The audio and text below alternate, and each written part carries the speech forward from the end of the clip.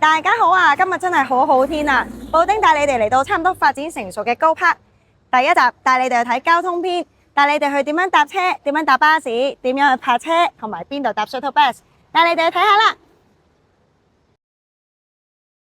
既然話係交通篇，等布丁帶你哋去搭下巴士先。經過元朗瓦遮頭貓貓 cafe 嘅隔離，行幾級樓梯落去就會有巴士噶啦。見到有巴士啦，呢個就係巴士站啦。咁有270，有520，仲有小巴807K 嘅。咁啲巴士、小巴其實都幾密嘅，但係好似巴士密啲啊！見到好多巴士已經過嚟睇埋啊！其實咧，佢呢兩條巴士線咧都係得2-3個站咁樣嘅啫。過嚟高柏講緊其實都係10零分鐘，其實好快，超方便。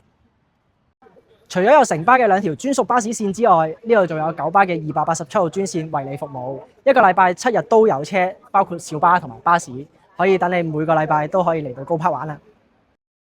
除咗現時見到嘅交通線路之外，一期項目樓下仲會有個交通總會。呢度入伙之後會增設額外6條嘅交通線，分別接通九龍全區以及港島區同埋機場，可以話去邊都係咁方便啦。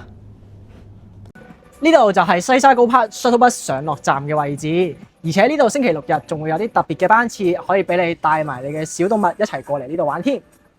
相信大家睇完我哋嘅西沙高柏交通篇之後，都對於點樣嚟呢度已經了如指掌啦。咁就記得呢個禮拜6日帶埋你嘅小動物一齊過嚟放鬆啦。我哋下集見。